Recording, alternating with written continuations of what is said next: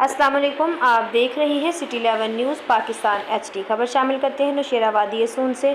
हमारे नुमाइंदा मलिक ज़ाहद फ़ारूक अवान की रिपोर्ट के मुताबिक Tauqeer Mohammad Naeem district police officer Khushab ने थाना नूरपुर में खुली कचहरी का इनेकाद किया। इस मौका पर उन्होंने कहा कि खुली कचहरी लगाने का मकसद साइलिन के मसाइल आपके पास जाकर सुनना और आपकी मौजूद तक रसाई को आसान बनाना, ताकि आप बगैर किसी रुकावट के लिए अपने मसाइल अफसरान तक पहुँचा सके और इन मसाइल के हल को मेरिट और कानून के मुताबिक फौरी तौर पर हल करके इंसाफ की फराहमी को यकीनी बनाया जाए।